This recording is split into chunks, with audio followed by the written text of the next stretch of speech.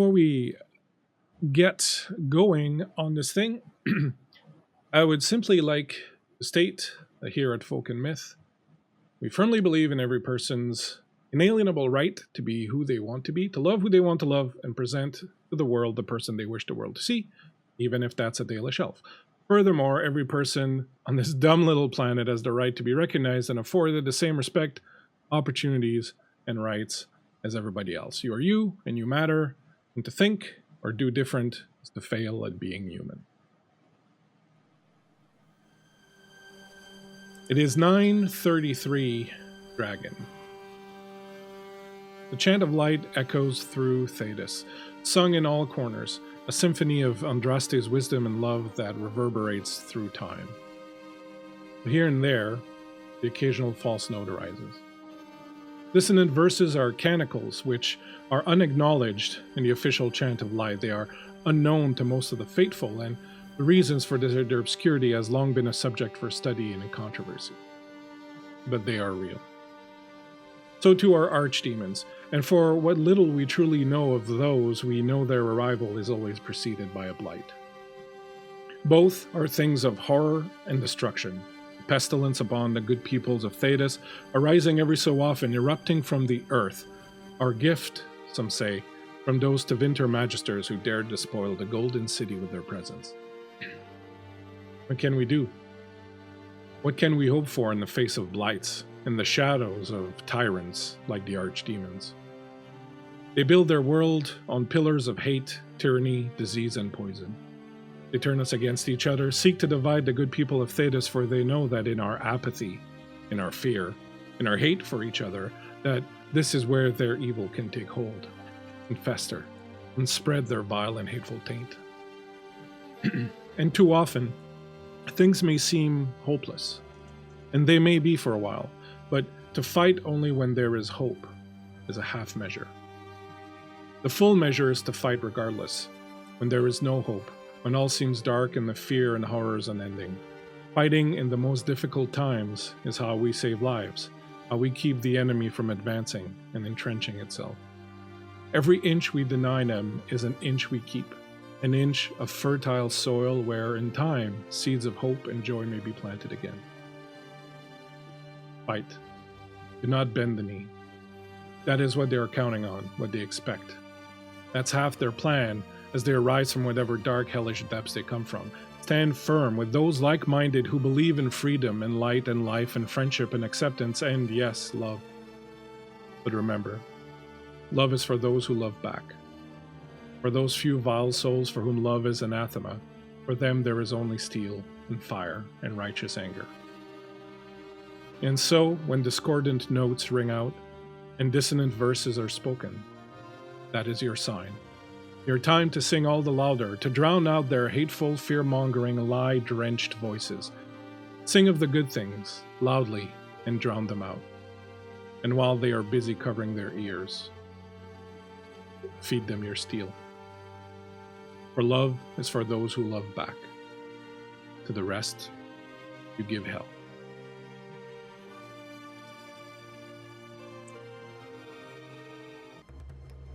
About half a day's journey from Hasmal, a small camp has been built.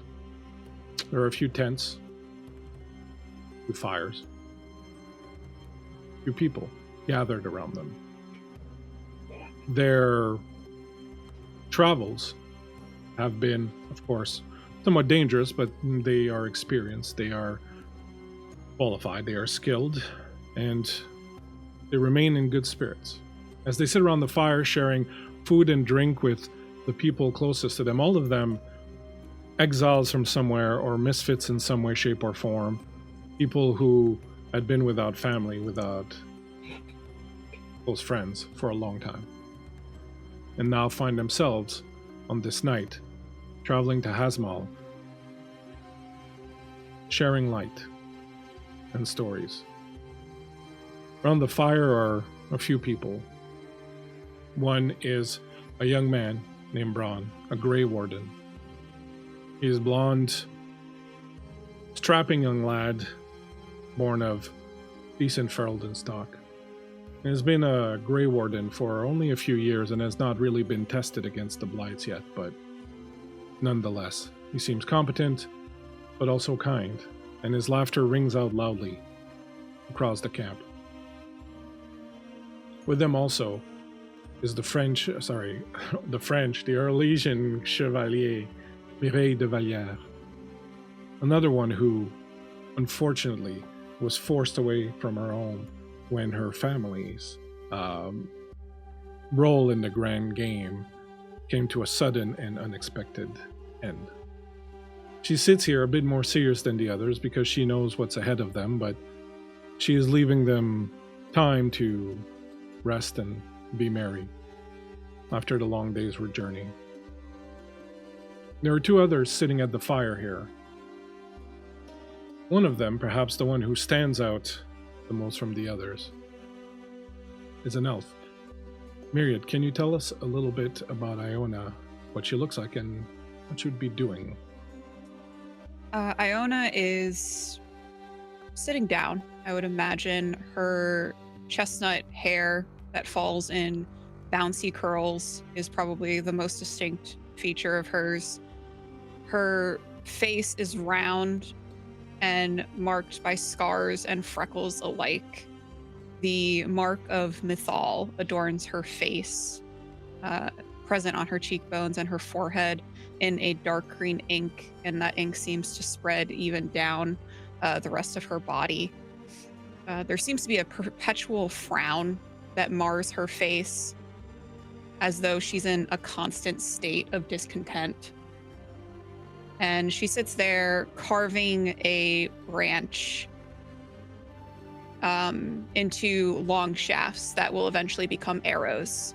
Her uncovered arms are corded with muscles that you only get from the heavy pull of a long bow that sits next to her. She's quiet, not really partaking in the any sort of revelry or merriment that the rest of the party might be partaking in.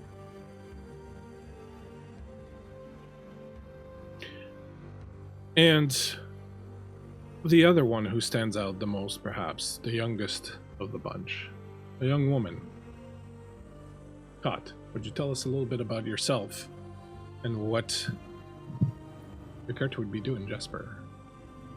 Jesper is definitely the youngest. There's a youth to her still that doesn't seem to be present in the rest, even though some of them aren't that much older than her.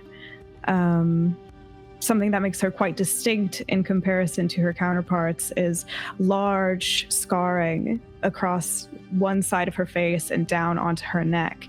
These very pale eyes and a singular tattoo that just runs up her brow. She's got an easy smile on her face, the kind of smile that Braun tends to bring out of her when they're around the campfire. But her eyes don't seem to linger there as much as they glance at Iona every so often, watching her make her arrows, but never lingering long enough to catch Iona's eye.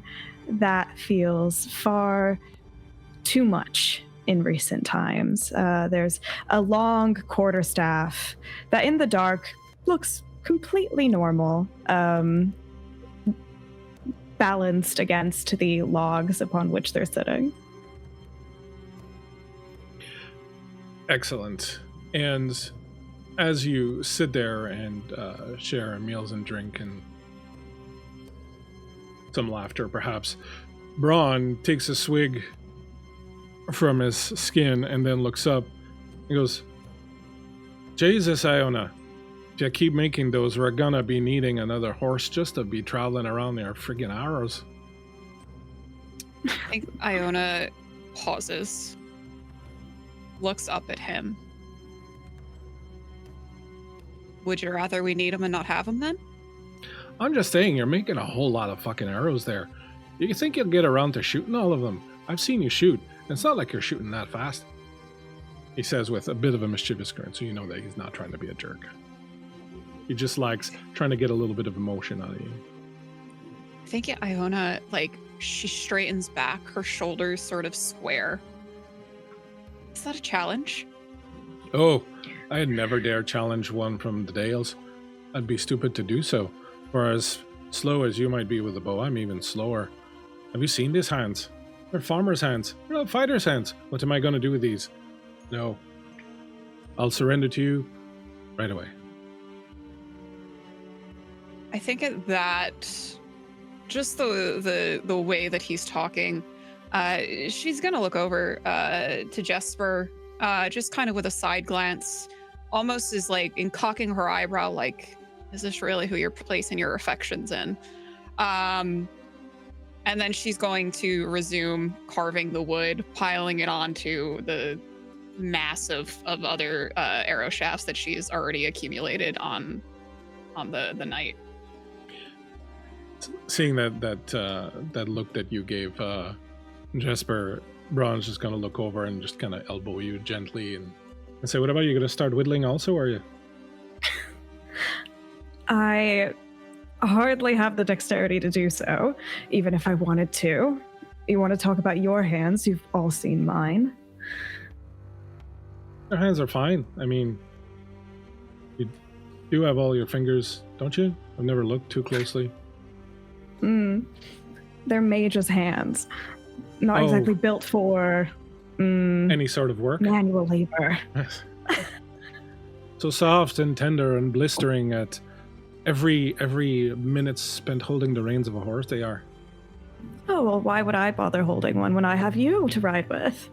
Oh, I see. That's how it's going to be, is it? Mark my words, one day I'm not going to be here and you're going to have to learn to ride on your own.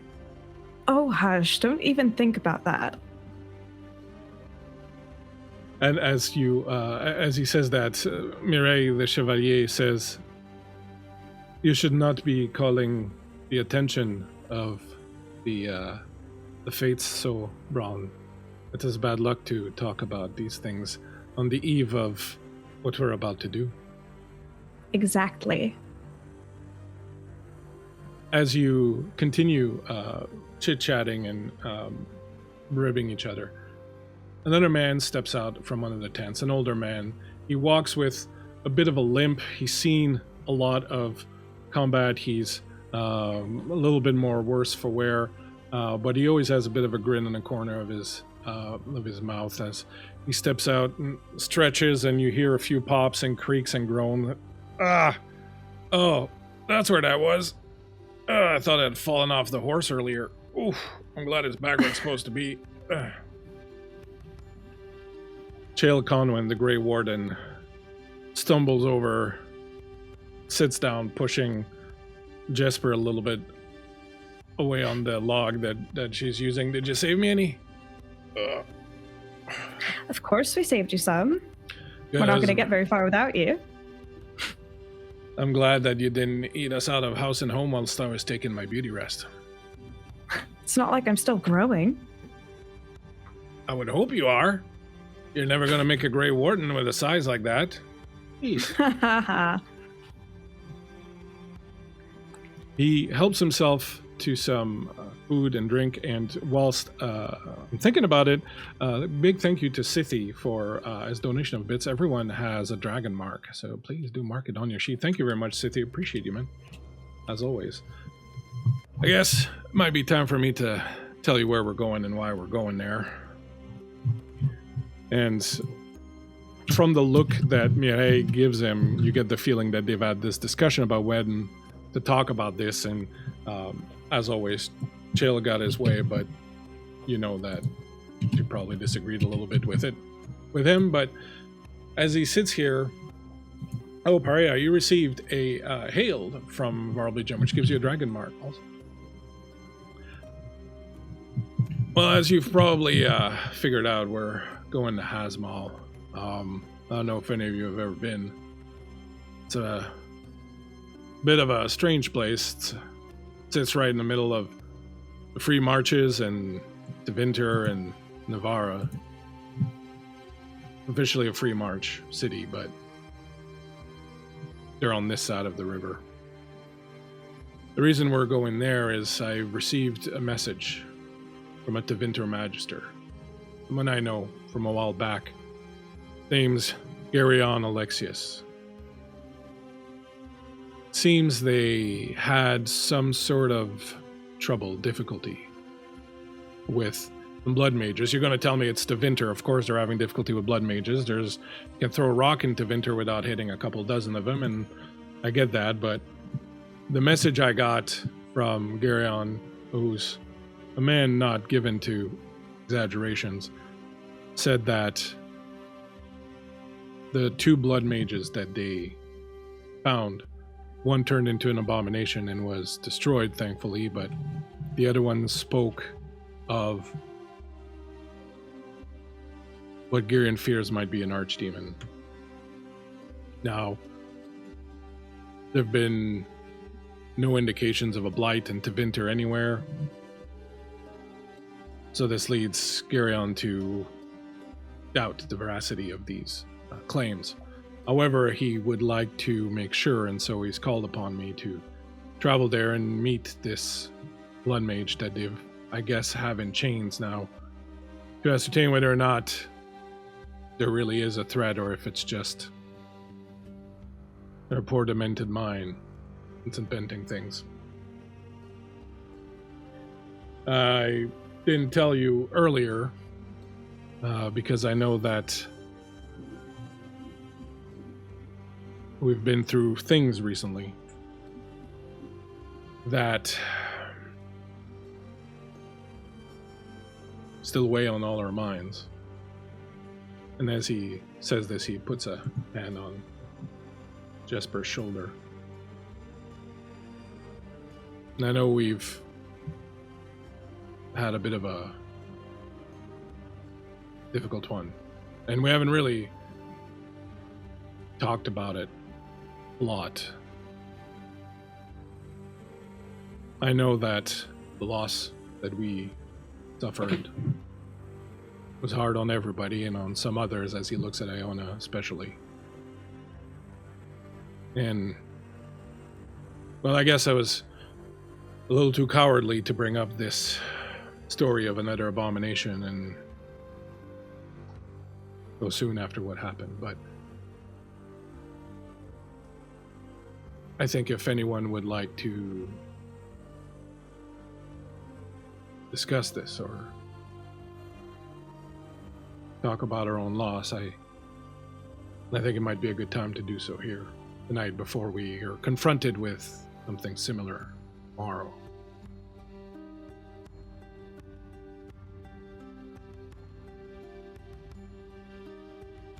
I think that Iona completely disregards his invitation to talk about feelings. Do you really think that we're so close to another Blight? We just had one 3 years ago. He looks at you a moment, clearly, catching up on what you're doing, and he says, well, the only thing we know for sure about Blights is that we don't know anything. I agree that it seems unlikely. And that is why I'm not too concerned about traveling there with such a small party to investigate this. But I think to disregard the possibility completely offhand would be the kind of grave mistake that leads to terrible tragedy. So I'd rather be safe and go and verify than not. And you trust this Magister, this Gereon Alexius? As much as I trust any other Tevinter Magister, which obviously is not as far as I could bowl them, but we've had dealings in the past, and he's proven to be someone whose, I think, ultimate desire is the well-being of this world and the people in general. He's a Tevinter Magister. We're not going to get the Tevinter out of the man, but I would trust him to some degree, at least. Enough to travel there and see what he's up to. What about you, girl? He looks at you, Jesper. Jesper seems incredibly reticent to say anything about what happened before, and when the abomination was mentioned, her eyes locked on Iona for perhaps a bit too long. Her gaze became very distant, and until Chael spoke to her just now, she was not paying attention. So she kind of jumps a little bit. Yes. Well, if there's anything that we can do to help, we should probably do that. Sir. All right.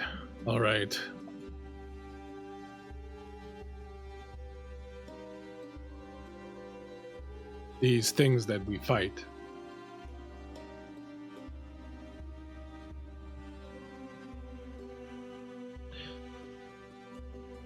they leave scars behind, even when you defeat them, even when you are not touched by their weapon or their blood.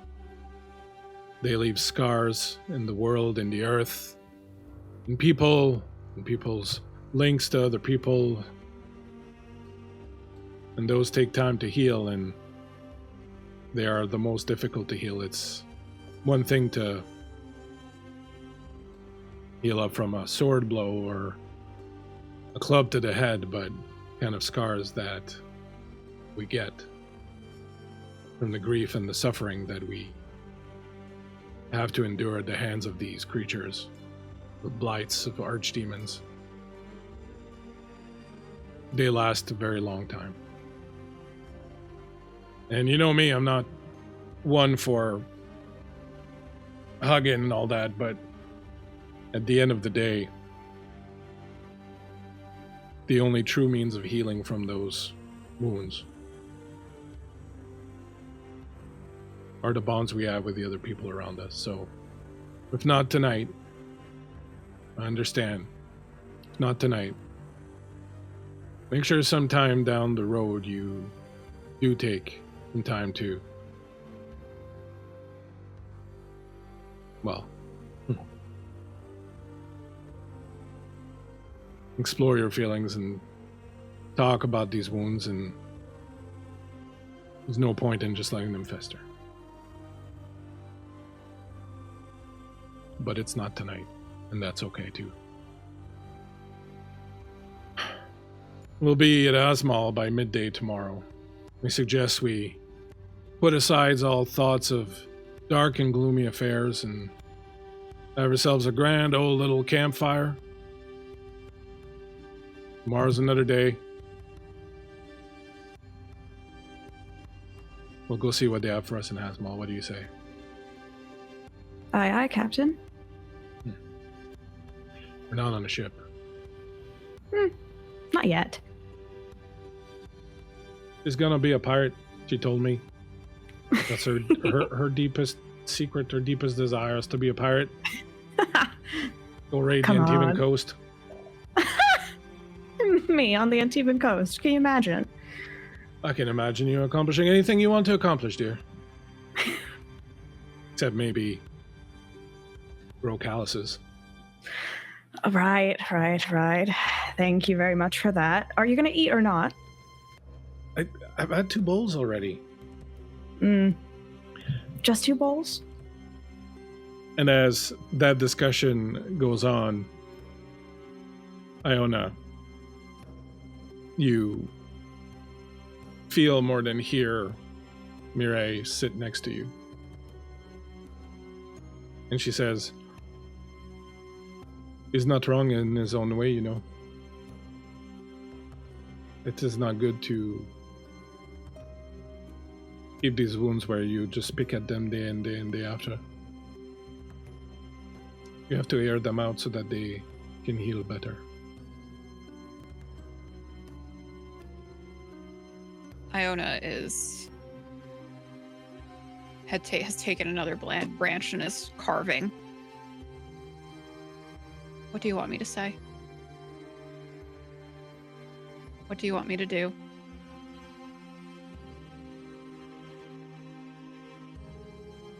I just want you to know that there are certain things that you cannot fix.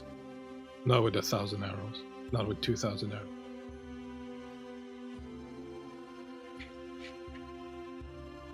Perhaps I just want to sit in my heartache for a little while longer. That is fair enough. I'll just sit here quietly then and watch you whittle away at these little arrows. They're quite fantastic. Should show me how you do that. I never had any skill for anything like this. Iona will see this sort of olive branch that is being extended out to her. And she'll sort of balance the branch that she's whittling away, and she'll start to explain how you want to have, the balance weighted on both sides, and the little notch where the fletch is going to go, and she'll kind of go into the detail about that, or at least in a way to take her mind off of the recent events that have happened, and talk about something that she knows quite intimately, which is archery. And as a lot of you talk late into the night, I would like to say thank you, Bull, for the donation of bits. Everyone got two dragon marks from Bull. And Varl, thank you so much, not only for keeping track of the dragon marks, but also for the hails that you gave everyone. So everyone's sitting at 4 dragon marks currently. Thank you very much. I really appreciate your support, guys. Like, we love you. Love you so much.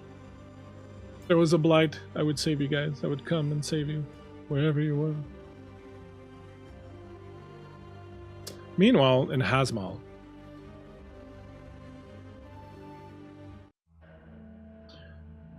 night has fallen on the city.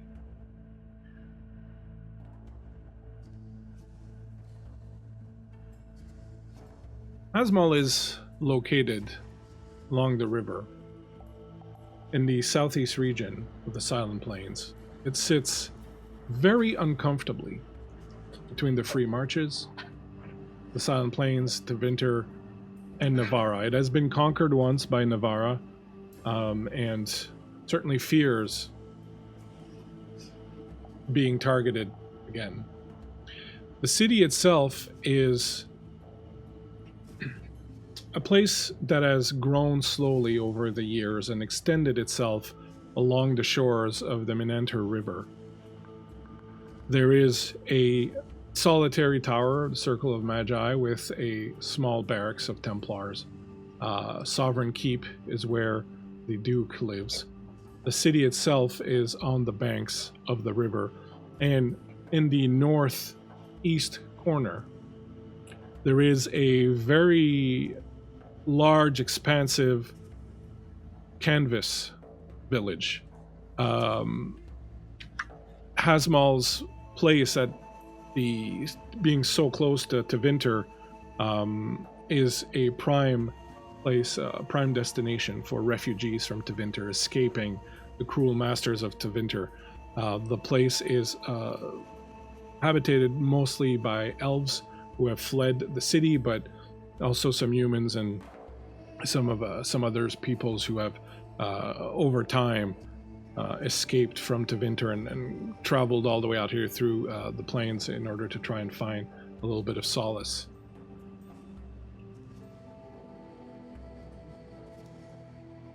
One of the small nondescript villas at the center of town holds a bit of a secret. It is a Tevinter safe house. Because yes, of course, there are Tevinter agents. Hasmal. Yesterday, a Tevinter delegation arrived in Mufti, being careful not to draw too much attention to themselves. Even though they brought with them a prisoner in chains. They arrived in the night and found their way to this villa.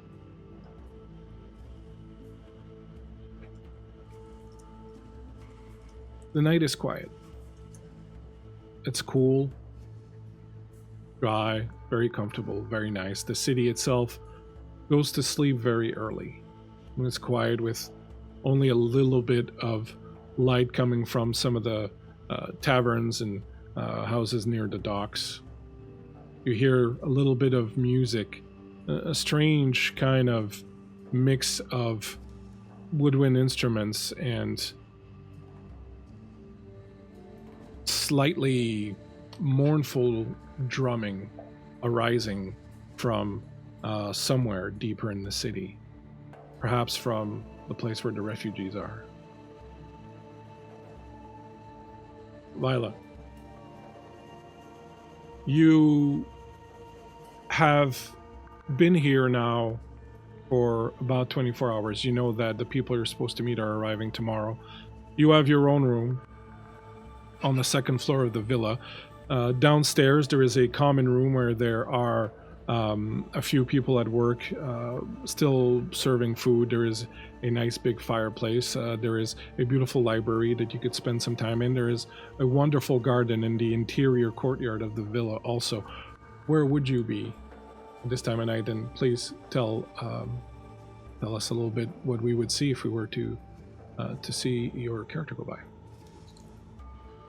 I think Vila would be starting out in the garden at the beginning of the evening after everybody kind of splits, and you'll see her kind of going from place to place in the garden, looking at all the herbs that are there and what material that they might be able to use, things that might be useful for them while they're here.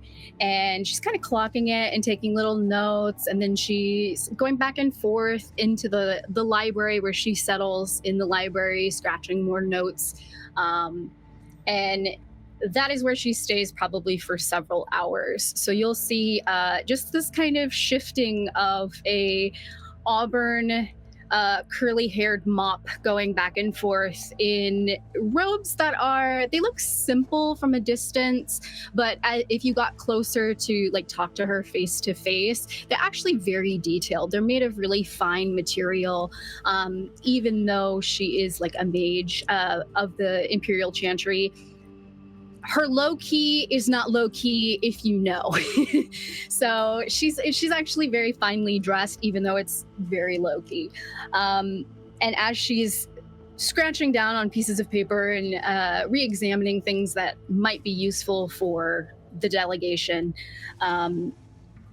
she's got this very calm, unassuming expression as she's buried in all of the books, but also looks up from time to time to scan the area. She's placed herself just at a lovely angle where she can see the door and then another like a window in the library. So she's focused on what she's doing, but also scanning the area just to make sure. At one point, you look up, scan the area, don't see anyone, return your eyes down to your reading, and about a line into it, you hear a voice coming from the doorway that says, "I really hope that's some erotic poetry you're reading there. I don't think that a night such as this should be wasted on anything but the most debauched of poetry." No, you're entirely wrong. This evening should be used to prepare and be ready. And how do you think it would make me feel if our entire delegation was wiped out when I could have saved us by taking an herb from the garden or re-examining a spell or a poison? What I think you would I would feel feel is awful. disappointment that you had spent your last night alive doing something other than enjoying yourself. I am enjoying myself. Don't you see all of the papers scattered around? I enjoy this. We, I think, have a very different definition of the word enjoy. Clearly. He comes over, fixes his mustache a little bit. "What is this you are reading? What dreadful sorceries are you reading about?" And he picks up the book and he flips through it quickly. "Oh, dear. Oh my god. Oh, sorry, I was holding it upside down," and he turns it back up. Dreadfully boring. I mean, there's literally dust falling on my hands as I turn the pages. Lila, please. With plenty of hours. to rest. We stopped, we ate dinner, what else do you expect from me? I expect you to live it up a little bit. She gestures to the books. Oh, and he sits down and he drops the book in your lap. This is very dreadful. I was hoping you'd provide some form of entertainment. This place is so boring. Small, boring, cramped. See, what I'm doing is exactly what I need to be doing. The quicker we get out of here, the quicker we can go home and actually have that, what is it, fun you're talking about? Is the mission. Tell me, honestly, Viola, if we were to accomplish our goals here and return home, would you actually have fun? If fun came up behind you and bit you on the ass, would you actually recognize it? What if I ask the same question to you, but switch fun for responsibility? Oh! For duty. Oh! What about that? Oh, I'm faint. Not mention that word in front of me. What are you? Oh, he gets up and he stumbles and catches himself on the corner of the table. I have been slain. You'll be fine. Hopefully you won't be slain. With all of our preparation, you won't be. Oh, I see what you did there. Mm-hmm. Comes back, sits down. Ugh. I hear you were there when it happened.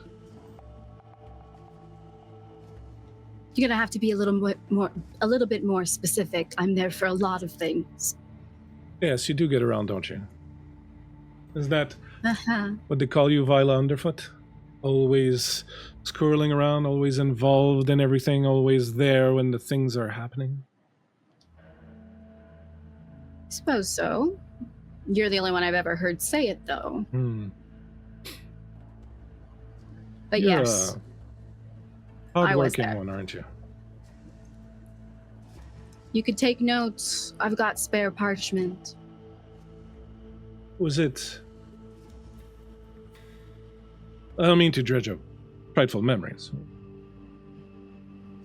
Was it as terrible as they say it was?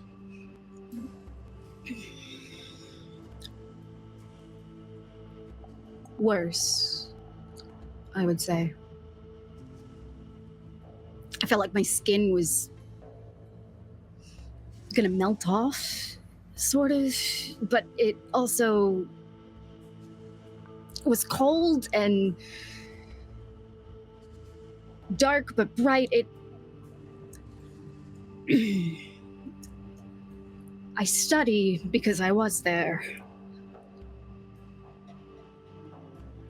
I don't want to miss something if we can prevent it. I've never had to face an abomination. Sounds quite Clearly. quite frightful, to be honest. It would change your mood in this moment if you had. So trust me when I say, after this mission and we return home, I'll buy the entire Imperial Chantry around at the bar or something. Is that fun for you? I don't know, I'm suddenly kind of...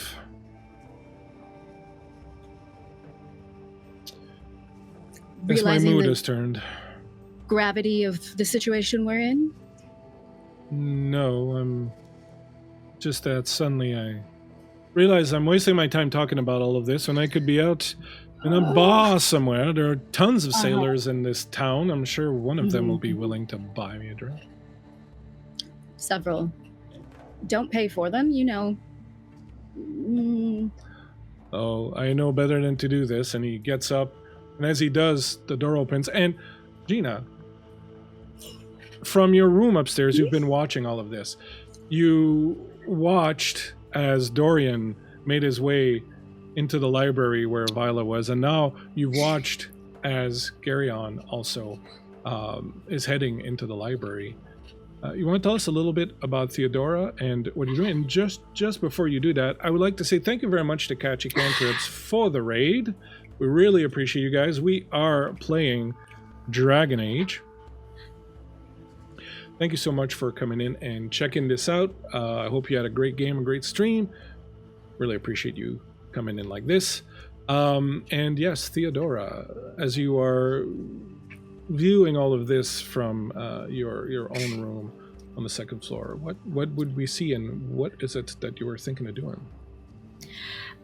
Theodora is somebody that comes across as like a mousy girl, despite being well above the age for being called a mousy girl. She is a very mousy woman in her mid-30s. So it's not very, very small woman, like a kind of like tanned skin and like shoulder length dark hair. It's not really all that like, she doesn't come across as like really elegant or anything, and it's where everybody else in our delegation has like the sort of like plain but like still elegant. She just actually looks plain. She's like a nice like little yeah, I am standing out here because I just look actually, the disguise was not a lot of work here. It's like she has her like white shawl on. It is like a sort of off-white sort of thing. It has like a cute little fringe. It visibly has like a darned hole in it somewhere, like that sort of thing. Those are sort of little details that she would be picking up, as in like she's part of this Tevinter delegation, but she has a darned shawl on her. Darn that shawl. Darn that shawl. So she is kind of...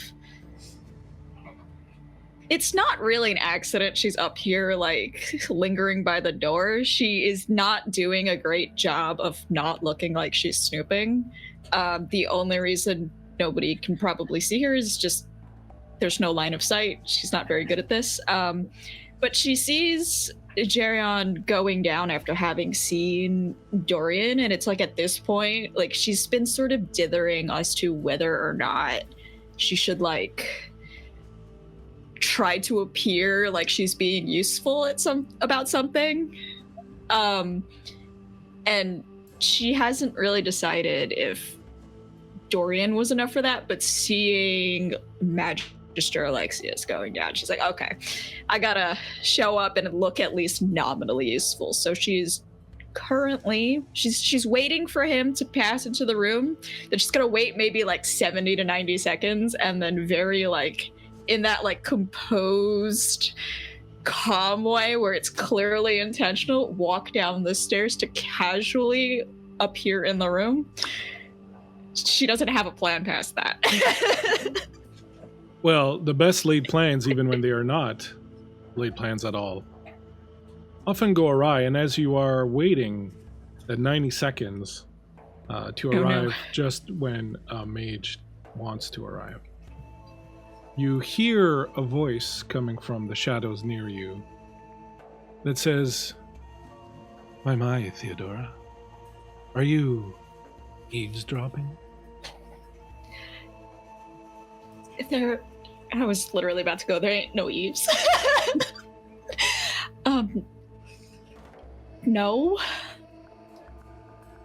You look to the shadows and you see a man you've never seen before. He is wearing a dark cloak and barely standing out of the shadows near you. There is this faint scent of incense that wafts over, tickles your nose. I wonder what's going on in there. Well, I was about to find out. About to go down and snoop? Maybe. It's the best way to find information, isn't it? Am I making you nervous, Theodora? And he takes a step forward and comes out into the light, and you still can't see most of him. It's like his cloak and his doublet and everything else are just absorbing the light as he approaches, and that scent of incense gets just a little stronger. I am told I have a nervous disposition by default. I was told that about you. Yeah. Feels very rude of me to not ask your name when you know mine. Forgive my manners. They're most terrible. I'm not used to conversation, at least not with living folk. I'm called the Third Shadow. Does this mean anything to me? Means we have a hype train. That's what it means. Woo! Woohoo, thanks so much, everyone. Thank you, Varl, for those sub donations. Really appreciate you, man.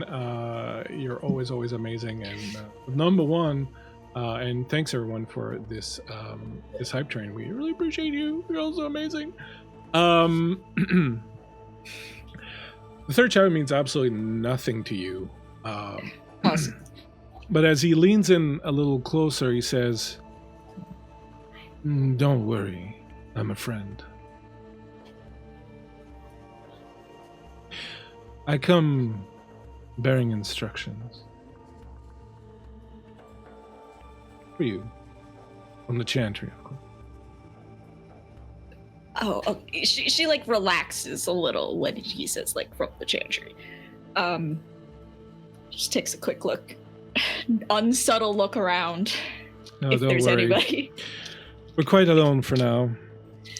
This place gets very quiet at night. The shadows are deep and noises don't carry very far. It is a house built for secrets.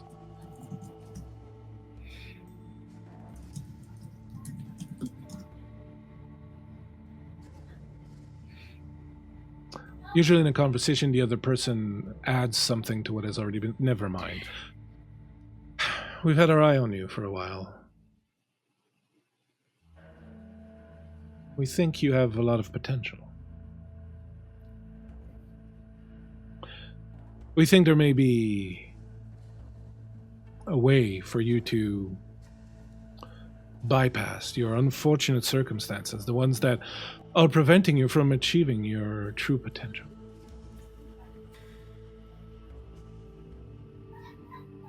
This is also the part in the conversation where normally you would say something in return. I'm not sure what I thought you had a whole speech prepared and I didn't. No, want to as I said, I'm interrupt. not used to talking with people that much. Okay. I usually just kill them. Oh, okay, yes. Thank you very Mhm. much. That's quite all For- right. I've heard before that I'm off-putting. Yes. I'm not putting you off, am I? And he comes a little closer, and that scent of incense just wafts over you, and it's almost clinging to your skin. Could I try to very much memorize what this smells like? Yeah. Like very purposefully. Absolutely. We have a task for you. If you were to find your way to accomplishing it successfully, there might be a brighter future ahead for you in the Chantry, or perhaps even in Tevinter society as a whole. You're not an Altus, are you? I feel like if you're asking, you already know this answer. Parents were from somewhere else? Navarra, was it? Yes. Well, those are limitations, of course, but they can be overcome with a little dedication and savoir-faire. Yes. I'm also not very good at having conversations, sir. I can tell, and that's quite all right. We'll move it on. He reaches into his jacket and pulls out a letter, and he hands it to you. This letter contains everything you need to help Gereon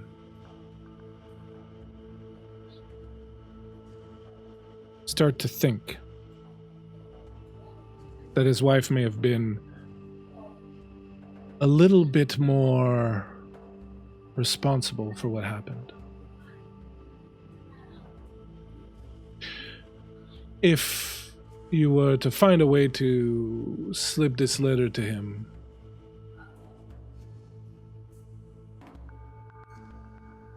find a way to plant a seed in his mind that perhaps Olivia had a little bit more to do with the unfortunate events that occurred. It would be most delightful to us. Is that it? No extra instructions, no time frame. Well, this is a test. We're testing you. Wouldn't be much of a test if we told you how to do all these things, no way. I'm just trying to learn the parameters, because tests also have a fail state, and Yes. if you don't do it in a week, you fail, sort of thing. The Don't look in the parameters letter. are these. Your prospects are few to non-existent. You have a very bleak future ahead of you in Tevinter unless you find patrons willing to support you.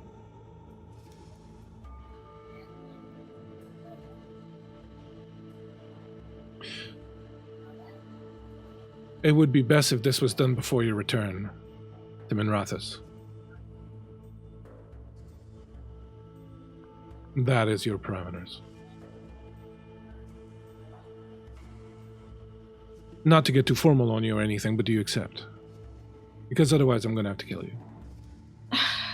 It's not really much of a option, but Nothing ever really is. I'll get the letter to him. Somehow. Don't you That's worry about it. Oh, I don't worry. I'll leave that to people above my pay grade. Do I not get a name, a suggestion of who my beloved patron is going to be? I want to practice doing a little fawning thing or whatever patrons like. Not yet.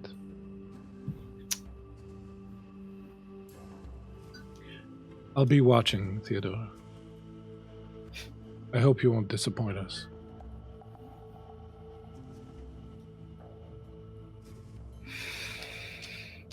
Well, I wouldn't bet on those odds. Come on now. Surely Andraste will shine her light down upon you. Imperial Chantry, Andraste doesn't do anything. If there's one thing I admire about you, Theodora, is your very sharp ability to actually assess your position. And he backs away, the scent following him, and he steps back into the shadows. Obviously, I was never here. Obviously, nobody ever is. Good night, Theodora.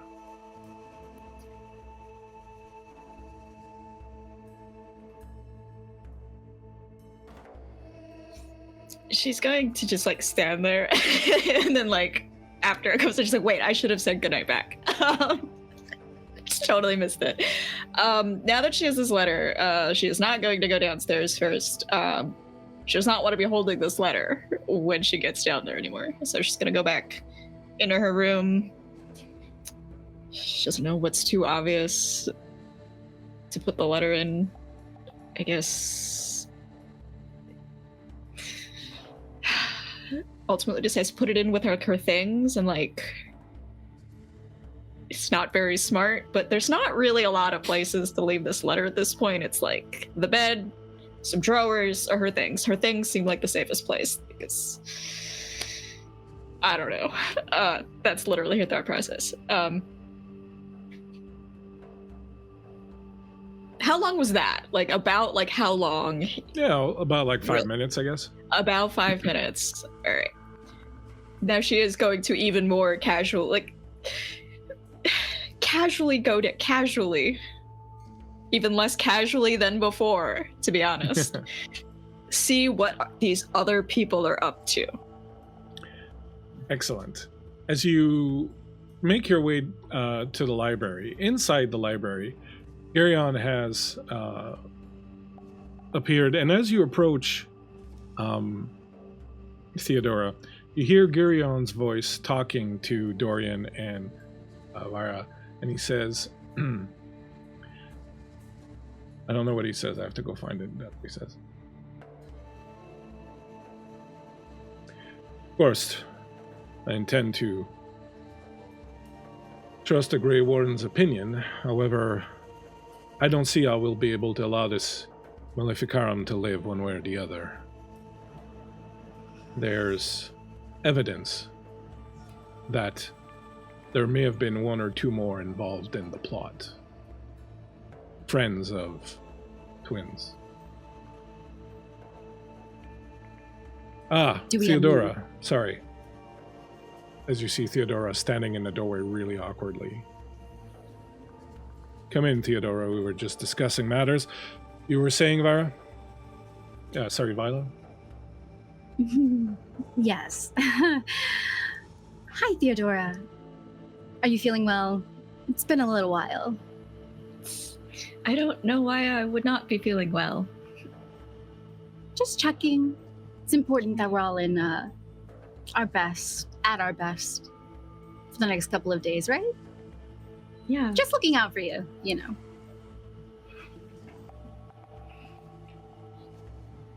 You were going to say, sorry. Vila?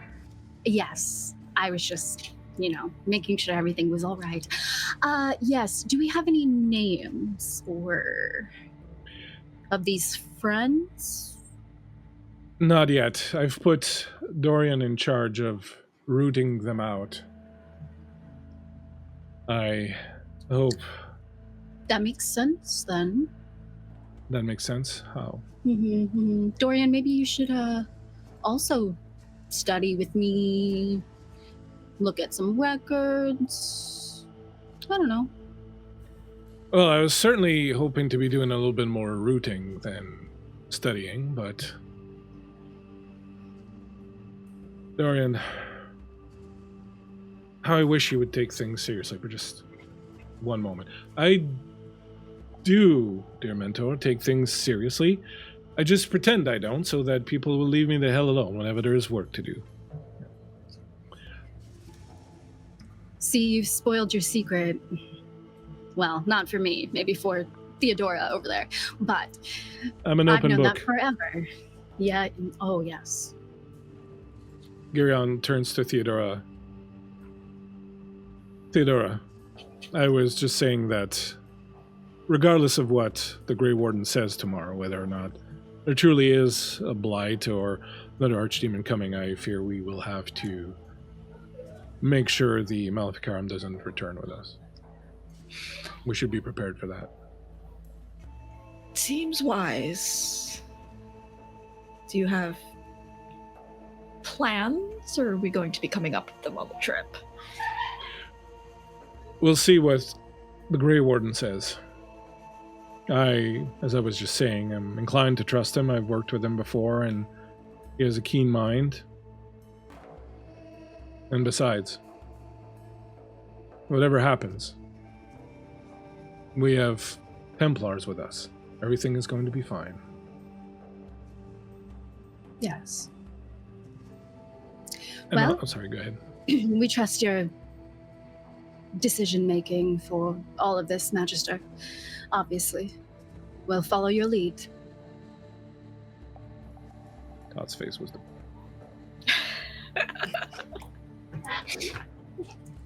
Very well. I suggest you all get some rest.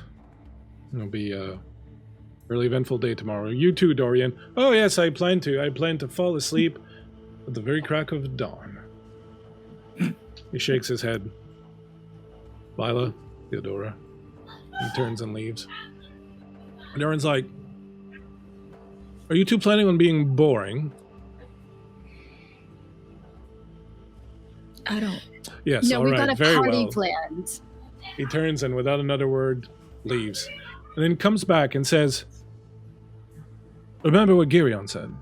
We are looking for accomplices. if you know anything or if there's anything suspicious, please. And I'm being serious. This is serious, Dorian. This is my serious Dorian face. We will root them out. If you know anything or if you see anything remotely suspicious, please inform me right away. I bid you good night. I am off to plumb the depths of the sailors of Hasmal. Enjoy your rooting. Oh, I shall. Enjoy your whatever it is you're going to be doing that's boring in there. Two of you are now alone in this dark library, lit only by a fireplace and a few candles. You said you were well, Theodora. Yes. There's not really much else to say about it. It is... Right. Yes. I was just curious. Maybe I should add some detail. I mean, myself, this is the first mission that I've been on as well, and I thought it was yours, unless I'm wrong. And I don't think I am. Yes? No. So you're not feeling overwhelmed or stressed, or we can make some tea, or I just want to make sure. No, I'm fine. Do you feel prepared for tomorrow? I think so, though I don't think anybody can ever be as prepared as you. Well, that's you're right. Do let me know if there's anything you think of that I can assist with, you know. I am resourceful after all. I'm sure. Okay, I'm gonna try and surreptitiously see what book she's reading. Be a little nosy without just... I would say that there's several books kind of scattered on the desk. She's pulled a couple books on just different herbs and how to use them, and then probably just different histories of magic in general, and where we've seen kind of anything to do with the Blight and the Taint, just kind of refreshing her own timeline of information in case they're asked questions about any of it. Oh, so it really does look like pop quiz studying. Oh, for sure. 100%. And she's got ye olden flashcards, and she's different ink, it's a light colored ink for highlighting, and yeah. Okay, this is what Theodora expected. Overachieving. Prepared. What do you mean? But yeah. So that's what if Theodora looks, that is what she'll see. Yeah. I think she's visibly doing the thing, or it's trying to stand up. She's a very short person, so it's she's maybe 5'1" on a good day. So I don't think she's actually gotten the chance to sit down because things happen really fast. So she's just kind of craning a little. Lila will kind of rotate the book that she's looking at towards her and slide it towards Theodora. You're welcome to take a look. No, I'm not very good. I don't want to take the book away from you. I know you're very...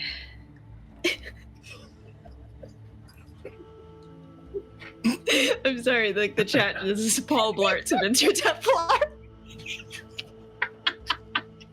How am I supposed to go? This is even worse because I was about to say, hold on, I'll finish out the scene.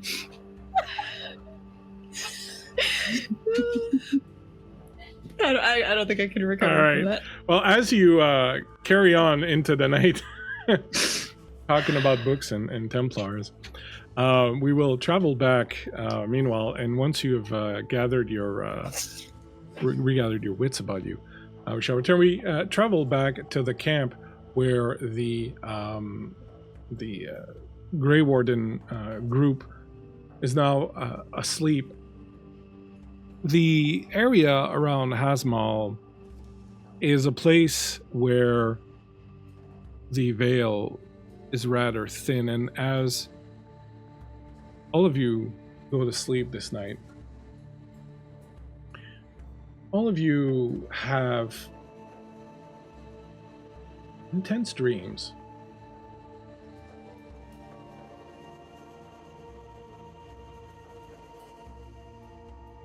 Myriad,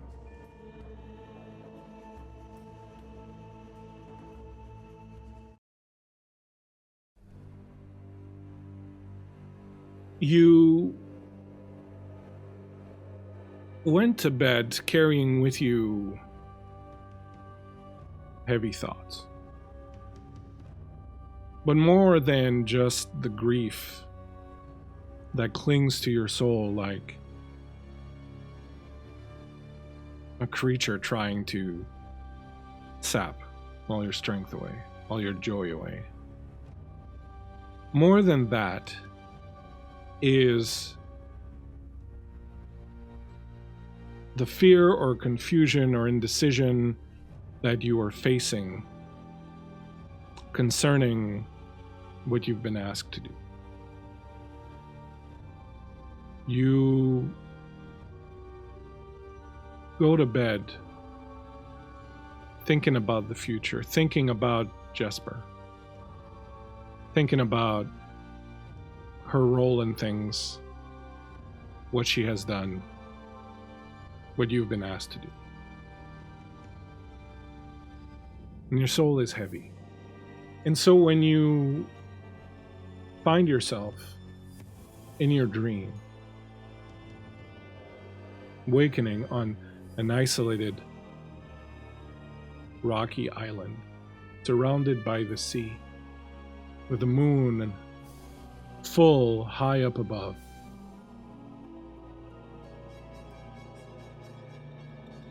you feel that perhaps there's a chance here to gain wisdom, to gain assurance, confidence that what you may decide to do is the right thing. You sit up and gaze up at the moon, gaze up at Mirthal, her light shining down on you, making your tattoos gleam in the dark. What do you do?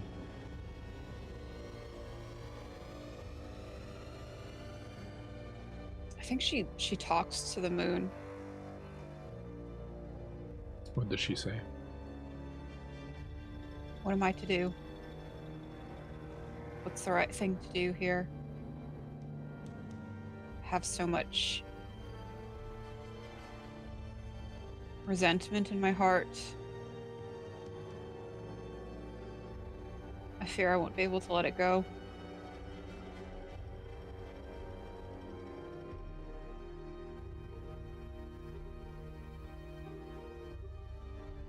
Your thoughts alight on Jesper. The moon seems to be querying you. What is it that you fear?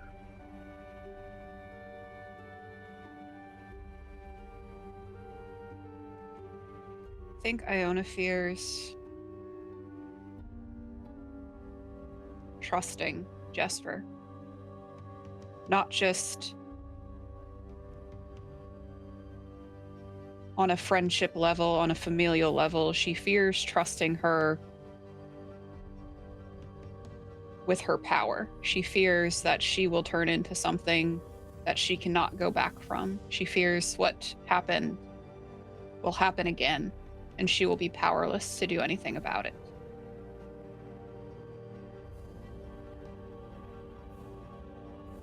The waves that are crashing on the rocky shore of this island where you find yourself seem to be saying to you, what if? What if you could trade one for the other? What if you could decide between one or the other? What would you do?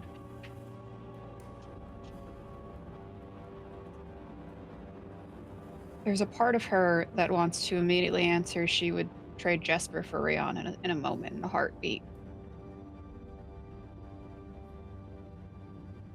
But then she thinks of Jesper's sweet face and sweet disposition. And she feels guilt that her split-second decision was obviously she would trade Jesper for Rion back. Because neither of them deserve that fate. Neither of them deserve it. And it was just bad luck. An unfortunate circumstance.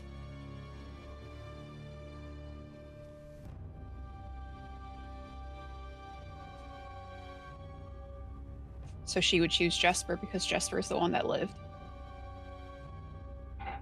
And the wind that whistles through the rocks, that whistles along the water, seems to be asking you, but don't you fear this would be the wrong answer?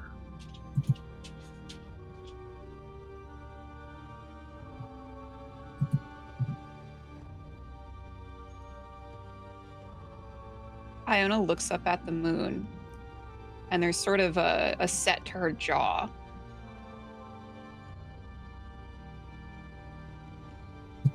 You've always told me to trust myself and trust my instincts.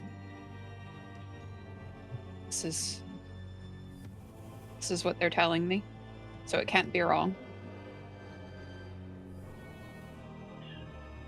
Suddenly, the wind goes still. The water crashing on the rocks goes still. There is a deep, deep silence. And from out of the darkness, somewhere on the island, you hear a voice that says, Iona, help me! Help me! Iona, help me! I think she starts running. Just immediately. You run. You immediately find yourself on the other side of the island. This island is not very big. The sound of Jesper's voice comes again from behind you. Help me! Why aren't you helping me? There's like cold panic running through Iona's body now as she's frantically looking around. Jesper, where are you? Where are you? Iona! She's like frantic. She's just spinning in circles, just trying to figure out where the voice is coming from. And as you do, as you spin in circles, trying to figure out where the voice is coming from, the light around you changes. And suddenly, the moon is turning red. The water below you is turning red, has turned to blood. The world around you is entirely drenched in blood. And as you watch this big red moon slowly descend into the bloody waters, you hear a voice carried on the waves. It's a mixture of Mithal's voice, but also his voice. And it says, "You have failed your oath."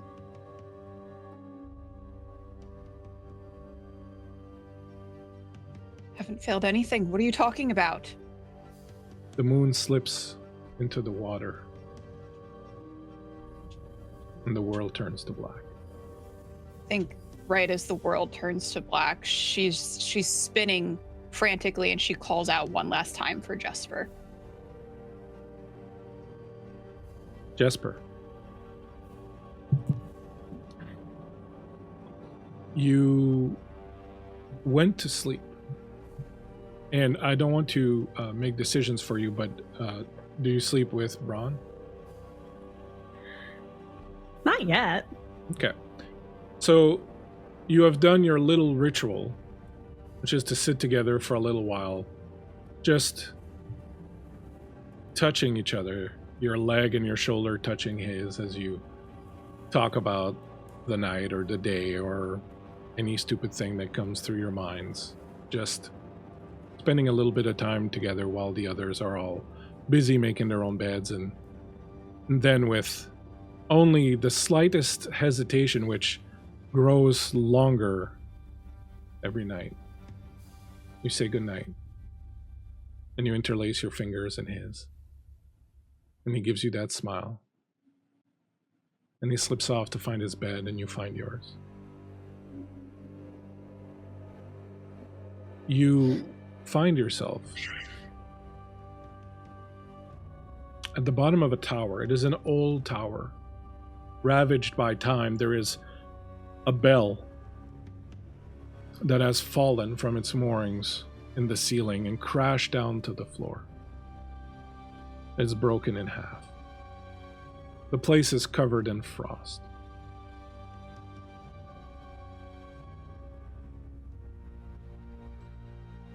Outside, you hear Iona's voice calling for you, calling your name. Fear in her voice. Urgency in her voice. The only way to go is up those winding stairs. What do you do? I go. I go. You run. You start climbing up those stairs, going round and around and around. Iona's voice getting no nearer, no further. The urgency increasing, the fear in it increasing. Iona? Where are you? Where am I? What is this place? You reach the top floor. Realize you're in a small room. On one wall, you see a depiction of a green dragon. It's as if the wall itself is cracked in places in the shape of this green dragon, and there's green light coming through the other side. The dragon is overgrown with vines. Parts of the dragon are missing. There are stones that have crumbled to dust with time.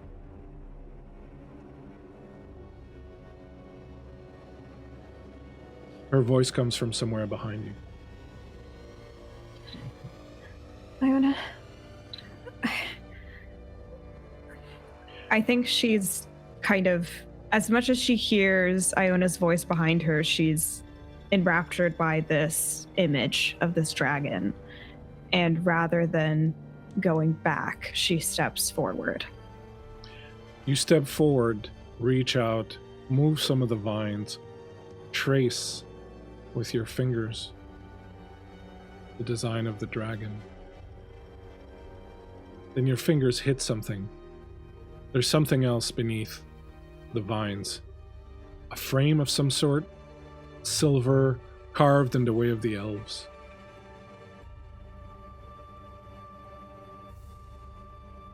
Do you clear it off?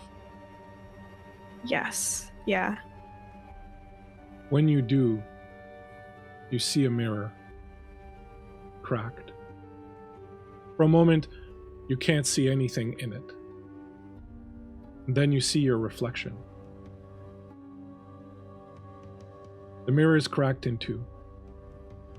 On one side, your reflection, you wear a lyrium mark on your forehead. Your face is tranquil, your eyes vacant, your brow unperturbed. In the other half, you are exulting in power. There's blood flowing from you, enough to drown the world. And behind you, in this side of the mirror, a shadow is looming. A hand that slowly moves, settles on your shoulder, cold.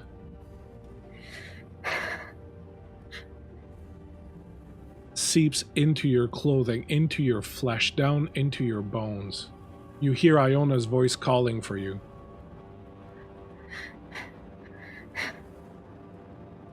Iona, you're shaking Jesper. She is screaming for you. Her face is contorted. You see so much pain and fear in it as you're trying to wake her up, calling out her name. Jesper, wake up. Jesper. Jesper. Stop it! Stop! You're dreaming, wake up. No. Hey, just a dream. It's just a dream. Iona? Right here. Just a dream. It's fine. You're fine. I'm sorry. I'm so sorry. Did I Don't worry wake about you? it. No, it's fine. I'm sorry. I didn't mean to. Had a little bit of a weird dream too. It's fine. Don't apologize. It's the veil. It's thin here. Didn't think it affected non-mages so much. Well, not usually, I think. We didn't really get to talk about the veil much before. Sorry. I'm fine. We have a big day tomorrow. We should probably try to go back to bed. I think Iona, instead of like she had been kneeling, trying to wake you, she sort of falls back and takes a seat.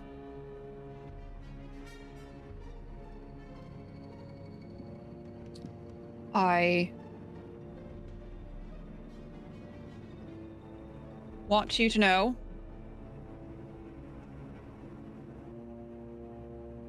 you didn't do anything wrong.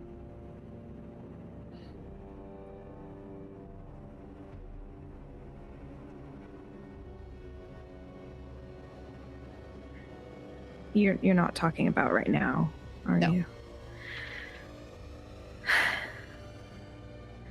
You don't have to do this. What I'm going through is for me to go through alone. It is unfair of me to put blame on you or to think of you as a problem when you're not a problem. Gereon did not see you as a problem, and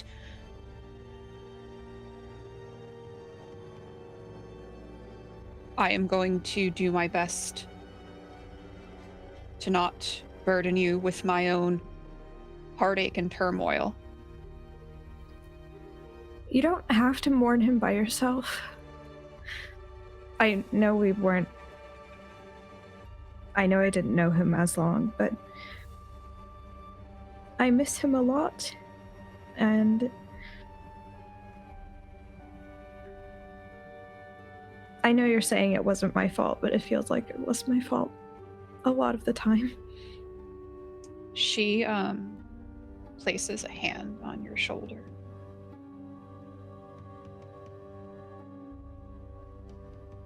He wouldn't want you to think that. And I suppose that in my own grief, I've forgotten that I'm not the only one who misses him, who loved him, who cherished him. And I'm sorry for that oversight. Sorry for not being there for you when you needed it as well.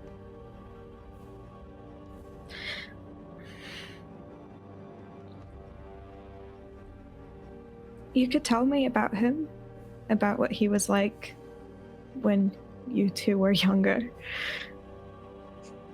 She kind of smiles a little bit. The first smile you've kind of seen on her face in quite some time.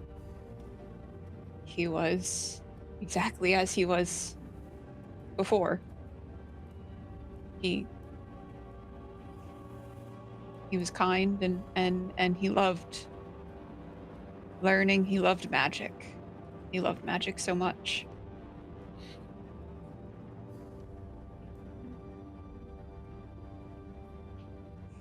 She sort of sighs a little bit.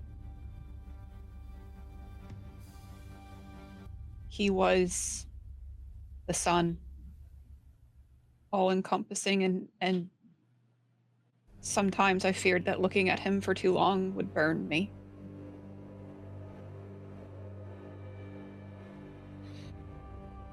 And yet I couldn't look away.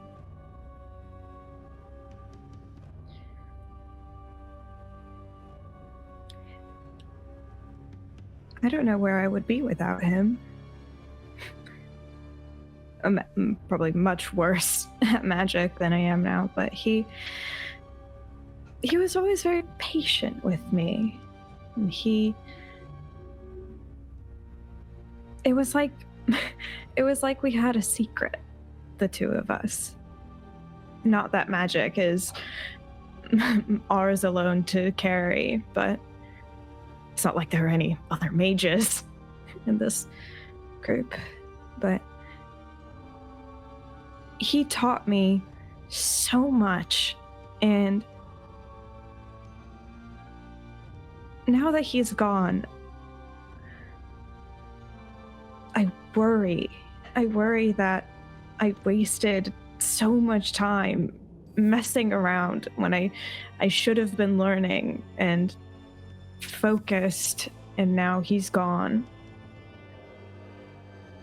And I don't know if what I know is enough to be of use or to be something someday. As much as Chael would like me to think that I can do anything that I set my mind to.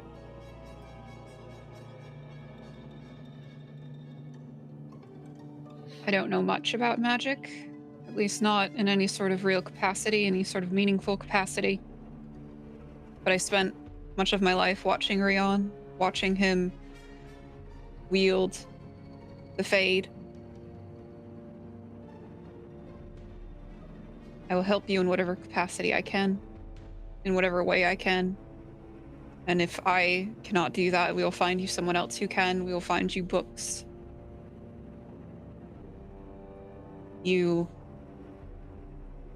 And the sort of melancholy that was on her face sort of hardens a little bit. You need to learn to wield it appropriately.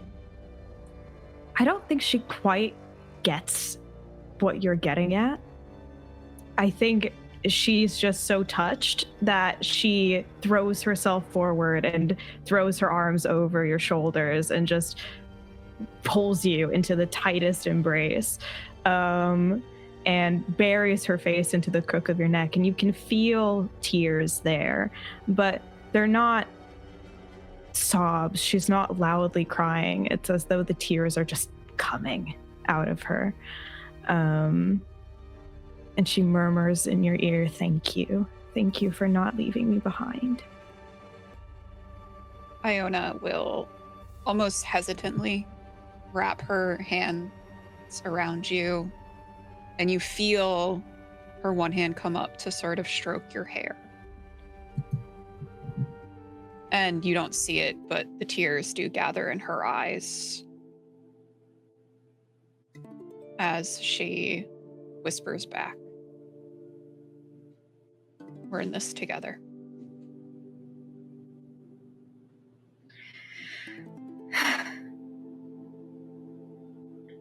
As each of you hold each other tight, memories of Gereon clinging to both of you. Please each give me a willpower roll. Uh-oh. You can use your No, there's no focus on. Straight up, already.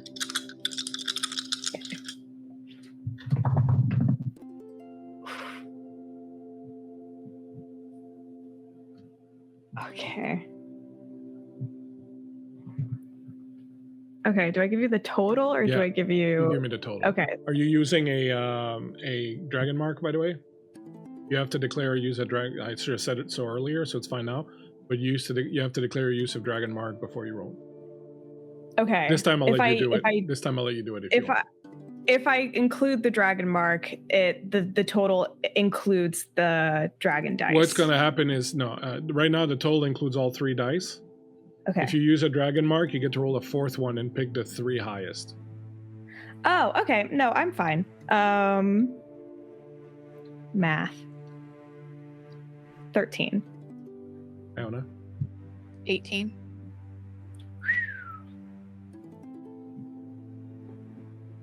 Jesper, as you hug Iona, and she comes close to you and holds you, you get, for the briefest moment, Rion's scent.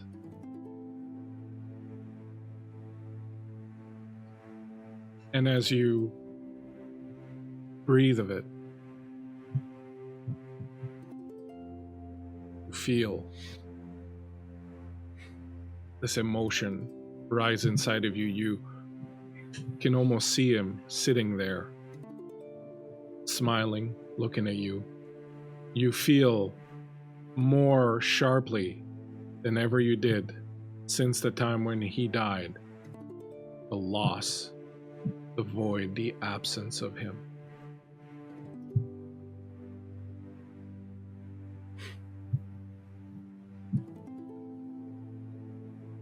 I think she just hugs Iona tighter.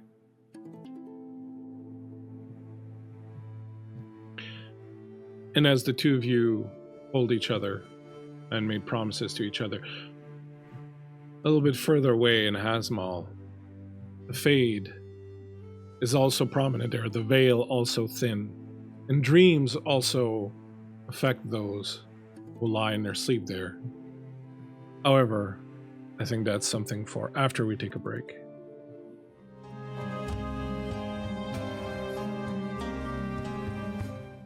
Hey everyone, thank you so much. Coming back, third break. We fixed our little issues and we're ready to go. Before the break, we had seen the effects of the fade and the dream on a group of our friends. And now, Paria, while you are in your bed, you hear a gentle rapping at your window. Vila, since she hasn't been able to fall asleep, is definitely cranky about it, and she'll like push up off the bed in a huff and like just kind of stomp over to the window and like pull the curtains back to see what's at the window. As you're stomping over to the window, you realize something strange. You're in your rooms in Minrathous. I think that she'll pull back the curtain and it's still in her hand.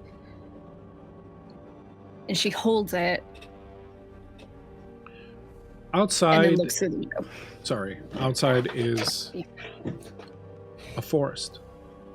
Your rooms appear to be in a small hut, small house somewhere in the forest. The owl that is sitting on your windowsill pecks at it again, flies off, lands in a tree a few yards away, and then turns around and looks at you. She releases the curtains from her hand and watches the owl to see if it is like looking at something specific as it flew to that area. Right at you. Okay, so it's like making contact. Yeah. She'll crack open the window and she'll go, "Can I help you? You're keeping me awake."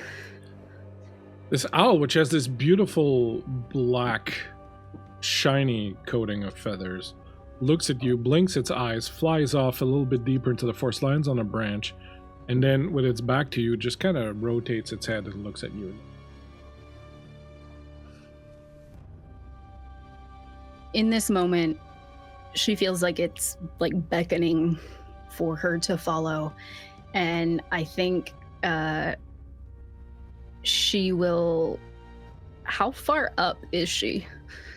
You're on the Like, ground floor. on a You're in a level. small Okay, on the ground. Okay, little hut. just making sure. Yeah. She's gonna crawl out the window.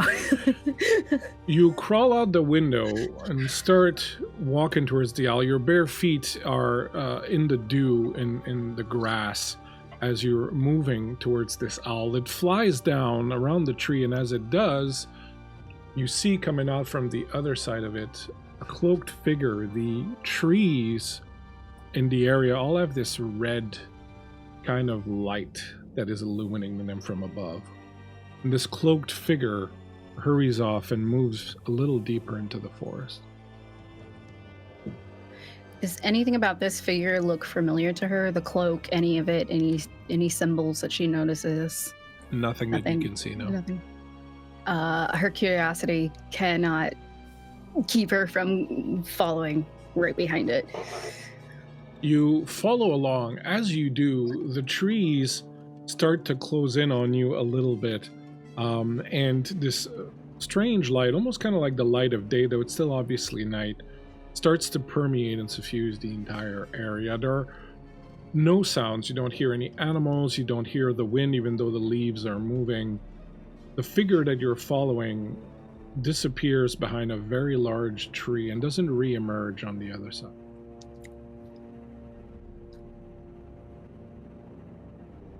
She'll go to that same tree where the figure disappeared and circle it a couple of times.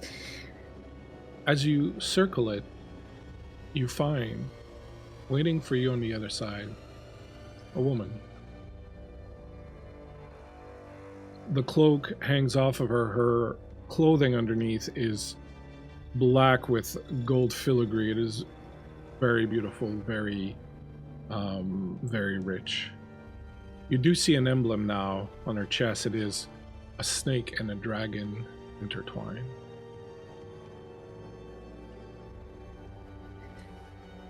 She makes note of that as she stares at whatever this figure is. Sorry Can to I help disturb your you? slumber. Still, can I help you? I believe you can. It's been a long time since we've seen each other. What do you mean? We met once, a long time ago. How long? Not long after your harrowing. She's like searching through You don't remember memories. Nothing. her at all. You must be mistaken. No, I didn't quite look like this then. What did you look like? Different. Hmm. How are you, Viola? She takes like a couple steps back. Oh, please. I'm simply here to talk. My name is Calpurnia. All right. Sorry, writing. I'm going to let you make a roll on this Okay. if you want. I'm going to go ahead and you to make me. You can make me a cunning, and you can have your. I'm going to see you can use your arcane lore focus. Heck yeah. 4, 10, 14, 18 in total. Excellent. The face doesn't mean anything, but the name does. Calpurnia is a very high-ranking, but kind of effaced, someone who is not at all in the public eye, Magister in Tevinter. She's like one of like the top people there, but one who is not really well known and kind of recognized. Why would you reach out to me? Because I have need of you. And she steps forward, and you see right next to you is a nice, beautiful carved stone bench that wasn't there a moment before, and she gathers the cloak around her and she sits down. Please. And she pats the seat next to her. Viola will head that direction, but she'll like touch the tree as she's passing it to like see if her hand goes through it, or It's very solid. she like taps it a couple of times before like going to the bench and taking a seat. Very good. If you say so. Now, what can I help you with? As you sit down next to her, the scent of roses is very powerful coming from her. I am here to complete the pact that your friends began with you.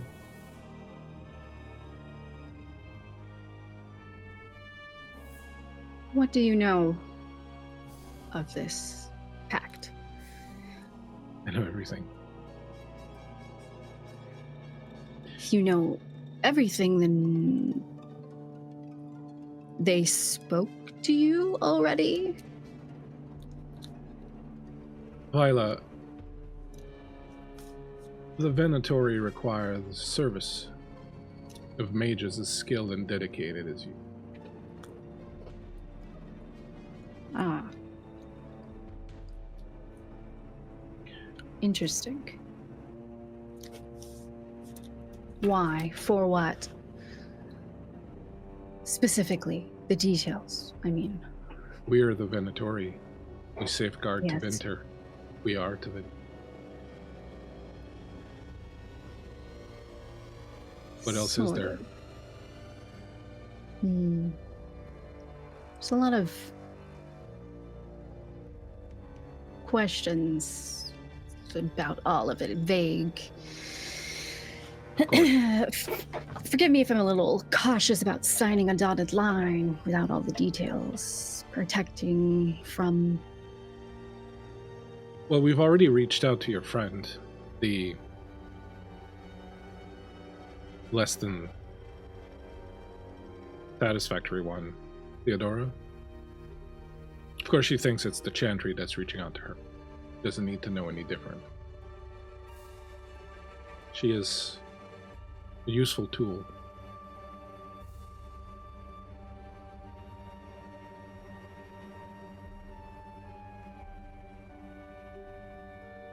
You are muted again to me. If you're not muted to everybody else, it means that you've dropped out. Yep.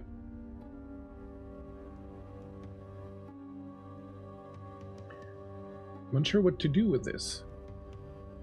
I cannot hear you. You're not in the control room anymore.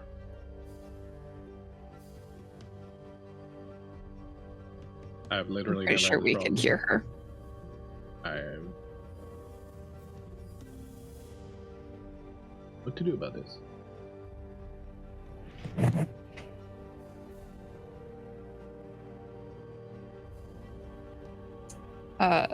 Maybe she should try it on a different browser.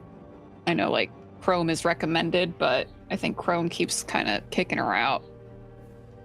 Yeah, because no, you're not going to be able to hear her on the stream either, because if I can't hear her, there's nothing for her going through the thing. Let's try you restarting. Harry, I'll move to Gina if you want to try restarting, and let's just see if that fixes things, okay? Thanks. So then, meanwhile, are you upset at the way they're speaking of you? She doesn't know anything. I think it's great.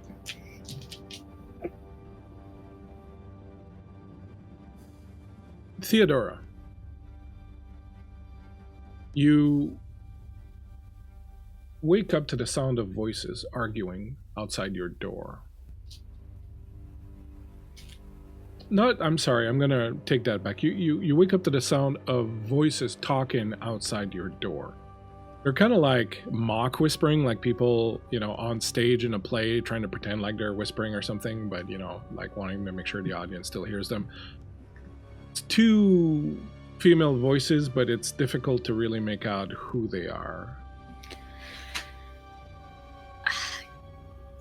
Like, what's like the general tone? There's a lot of giggling. Okay. There's kind of a mocking tone. Then you hear your name being spoken. And then a bit more giggling.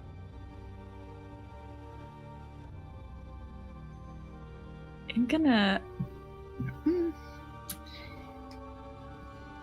She's gonna try... I assume I'm still like in bed, right? So she's gonna try and very quietly approach the door as quietly as possible. You climb out of bed. The bed's very tall since you're very young. You're about 10 years old as you're trying to climb out of this bed. But you manage to do it. You make your way, tiptoeing in a very exaggerated fashion towards the door. And you hear the two voices. Can you believe they're letting her stay here? I can't even believe it. That's unheard of. I know. It's a stain on all of us, a stain on the place, a stain on everything. It's really disheartening to see the way things are going here. And as you listen to them, you recognize the voices. Oh no. The voices of Flavia and Merite. Of course. Of course it's them.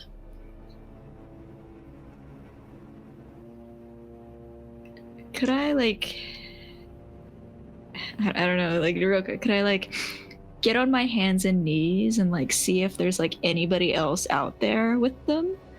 You get on your hands and knees, and there's enough of a crack beneath the door, and you can see some light, and you can see the room outside looks like, strangely enough, kind of like a courtyard. They're both standing out there. They're both adult. They have a stack of books and they're talking to each other. And as they do, they continue to talk down about you. Talking about how you're unclean, how you're stupid and dull, how you'll never make anything of yourself, how you are absolutely the worst candidate here, how even someone as daft as Andraste could not possibly in any way, shape, or form have any care or love or need for someone like you.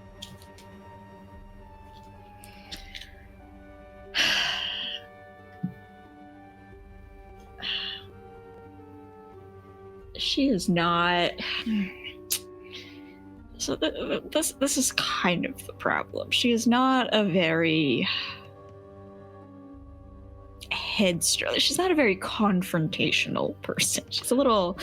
You're not, but there's something about their words, something about how they're talking to you that's plucking a string that's never been plucked very often in your heart. You actually start to feel a little bit of heat in your neck.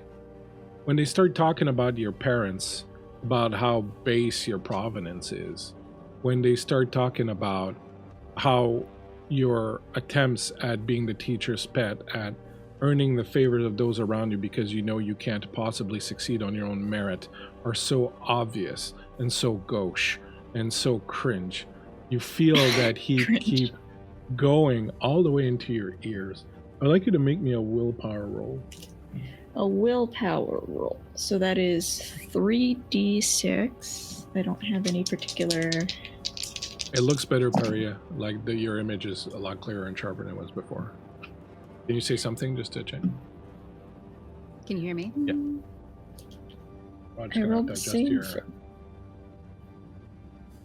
So that's 3d6. So that is a 9, and then plus my ability. Yes. Yep. So I have a +2. So 9, 10, 11. That's what I got. This is new. Anger. This anger you're feeling is new. You've never felt anything like that before. You are actually thinking things you never thought of before. You feel this hot claw around your heart that's just squeezing. You feel the unfairness of their accusations. You feel the truth of their accusation. 2 questions. How far are they standing from the door, and which direction does the door open? They're a few feet away and the door opens inwards towards you. Ugh. Unfortunate. Or does it? Or does it? You are in the fade. What did you want to do? I am in the fade. What I would like to do. This is what she wants to do. She wants to try and... Actually, what she wants to do, she wants to open the door as hard as possible and try to hit one of them with it. Okay. Preferably Clavia, but she's not picky at this point. Okay, I'll give you that. I'm going to ask you to make a cunning roll as opposed to a strength roll for this. So go ahead and make me a cunning roll. Let me see what you've got as far as... And yeah, you can use your... Actually, make me a magic roll. A magic roll? Yeah. Would my spirit focus count since I'm in the fade? Because your weapon is called hubris, yes it does. Awesome. Oh, I rolled so bad, so it doesn't even matter. I rolled 4, 5, 6, 7, 8, 9. And then I think hubris would add another 2. You channel your will, your anger through your staff, and you mouth the words of the spell, and you point the staff at the door, and the door slowly kind of just opens. And as it opens, it reveals the two of them looking at you. And when they realize what you just tried to do, and how your spell just fizzled, they start to laugh at you. They're laughing and pointing, and the anger keeps growing in you. You are completely flush with it now. You realize you are your adult self. You're no longer a child, and your cheeks are burning. You are hearing from all around you, all the other students laughing at you as these two are pointing, the two sisters pointing at you. She can't even cast a spell. I'm not gonna say anything, and I'm going to swing hubris at her, at Clavia. Specifically Clavia, I don't like her. Describe it to me. What happens? For everybody else, hubris is my staff that I have. It is a dragon bone staff, and it has a fine gold inlay. In my mind, it's not really that long. It's kind of like a shorter staff. And I think she just sort of, chokes her hand down and just sort of like literally baseball swings it through. When it hits Clavia, it's almost like a little anticlimactic for like, you expect like this big thing. It literally is just a quick crack and just nothing else happens. But something else does happen. Oh dear. You hit her, you see her jaw dislocate. You see the skin stretch, you see blood start to well out of her mouth as the cheek rips. You hear the bone crunch, and you see her entire lower jaw turn to jelly under the blow. And she spins around, blood spraying everywhere, and falls to the ground. You hear the other students laugh even harder. Her sister is pointing at you, laughing even harder. Then look at you. Look at what you're doing. You want to be a mage? Look at you, you base creature. You don't belong here.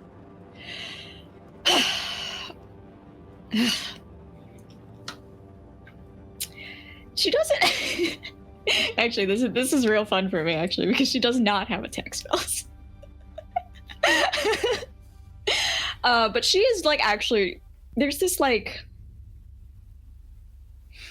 this is very true. Like, she cannot really hit things with magic. So this is the best she has, and even this is like really startling because she was not expecting whatever just happened to Clavia to happen. But this is what she has, and I think she's going to try and turn around, and she's going to try and swing at Marite? Marite. Yes. Describe that for me, please.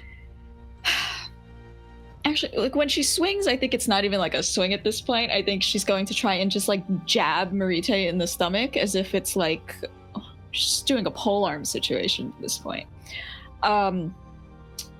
Just like the other one, it is very swift and unadorned, because this is not a very pretty thing. She's almost a worse melee fighter than she is mage.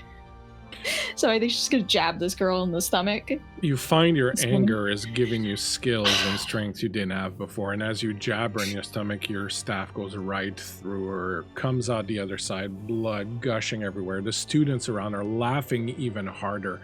On the ground, the other one is laughing also through her dislocated, destroyed jaw. And you're seeing red. All you want to do is just beat them into a pulp and just destroy them. I'm going to ask you to make me a willpower roll. A willpower roll.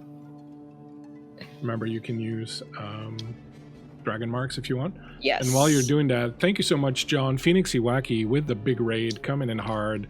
Thank you so much, John. Hope you're doing well, mate. It's great to see you again. Hope everything has been honky-dory and that you had great holidays. We're playing Dragon Age right now. Thank you for joining us. I am using a dragon mark. So that would mean I pick the 3 of them. Yeah. Right? Okay, awesome. And it's a willpower roll, so I will be adding 5, 5, 16, 17, 18. As they're laughing and as this anger mounts in you, they start to change and you see them differently now. You see them as some sort of angry red creature.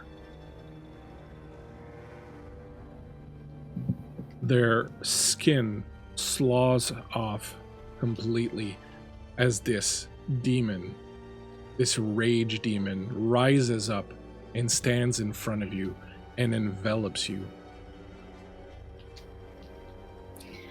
Meanwhile, Pyria, are you with us? Oh no, Pyria's gone again. What's going on tonight? Stream's haunted. Stream's haunted where we can hear Pyria and see Pyria, but Blake can't. The ghost of Pyria haunts us players. That's so messed up. I actually don't see her either. Oh, it's you and me, Gina.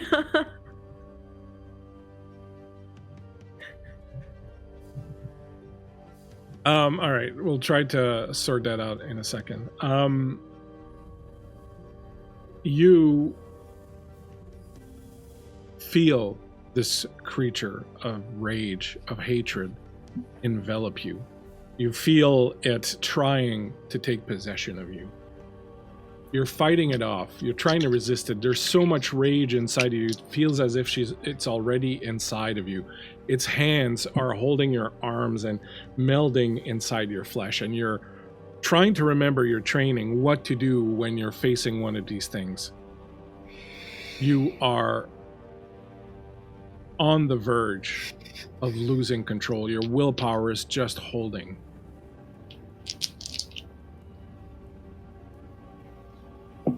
You see this creature rear back.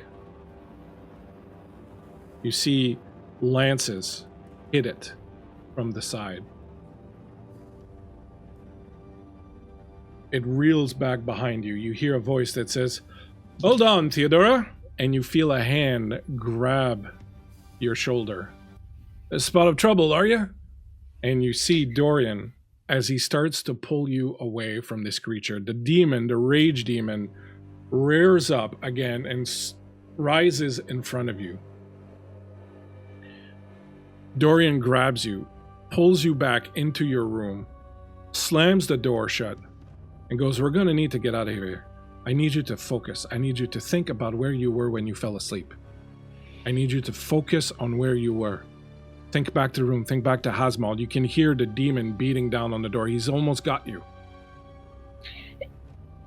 Do I trust that this is the, like, actual Dorian? I don't know. Wait. Do you? Here's what I'm gonna do. I have a talent in spirit magic. I can, as a minor action, sense the emotion of any intelligent creature that I see. Could I do that? I get like a single word description of like what the emotions of an intelligent creature that I see can. You have to make a roll for that? I think it just happens. I want to see if this is like trying to trick, like whatever this is trying to trick me, or if this is actual Dorian. It's... Oh my gosh, my PDF keeps resetting.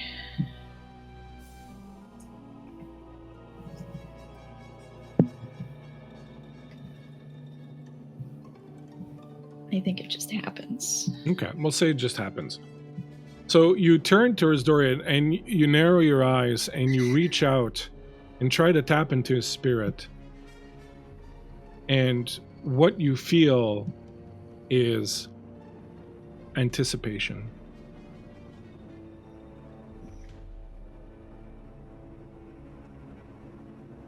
I don't like that.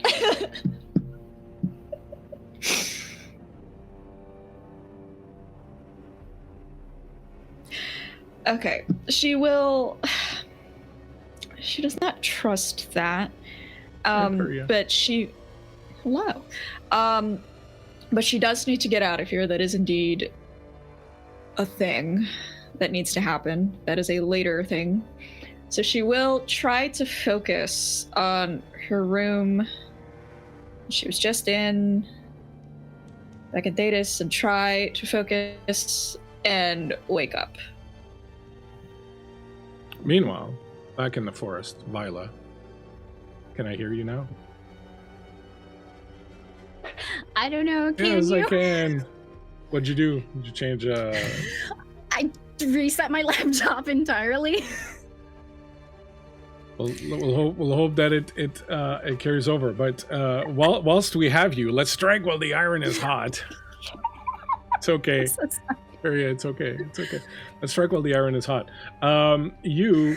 Meanwhile, while Theodora is dealing with these little adventures, you yourself find yourself. Sorry, I just said yourself 4 times now. You are in the forest, sitting next to Calpurnia, ostensibly of the Venatori, smelling like roses. And having just told you that Theodora is a useful tool, that you've reached out to her, but that she thinks that she's being operated by the Chantry. Interesting. And you know this for certain, and you're seeking to... I am aware that Marita and her sister had talked to you about possibly joining with them. I'm aware that these discussions were cut short by the unfortunate incident in Livia's laboratory. But having lost Flavia, we now find ourselves in need of somebody else who is not corrupted and already under chain and guard.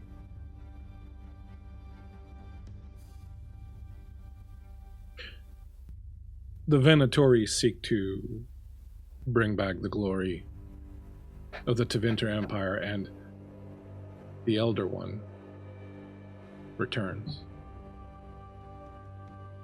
He will be bestowing his grace upon us very soon.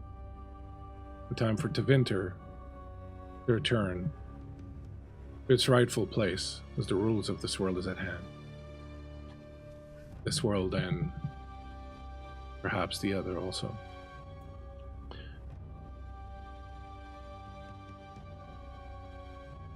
We require something fairly straightforward of you. We need you to free your sister Marite.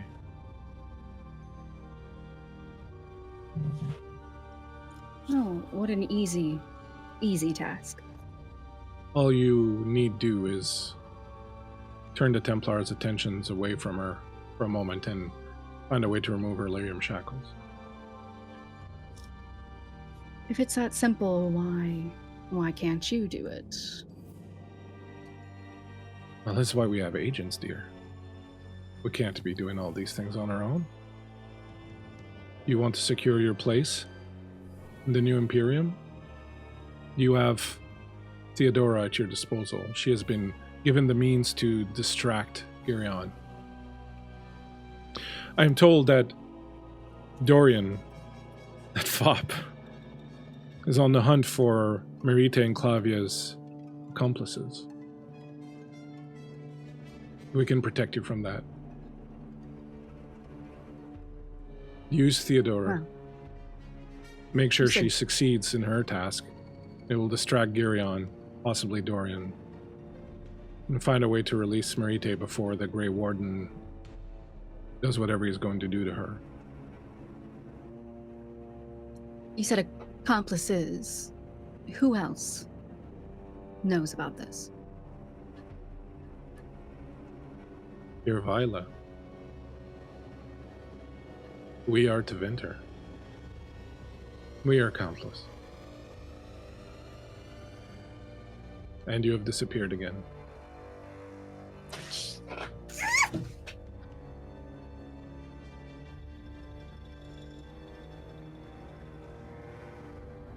Cliffhanger. You have returned and now I cannot hear you.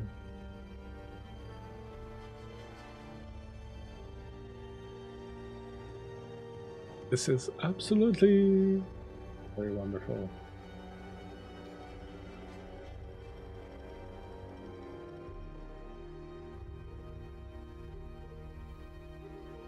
Well, I truly do not know, Arya, how to fix this. I've never seen this before. I don't know what's happening. I have zero way of fixing this. I really hate to do this, but I think we're going to have to end on these little cliffhangers tonight. Unfortunately. I'm sorry, Myriad and Tot. We will return to you next week and sort this out. Yeah, did that happen to Creep too? Yeah, I don't know. It's what are you gonna do? This stuff happens. We're going to fix it. Miko is the brains of the operation here when it comes to this kind of stuff. I will ping him tomorrow and try to sort this out. Hey, I fully appreciate Theodora. I'm gonna leave you not knowing exactly what's happening to you.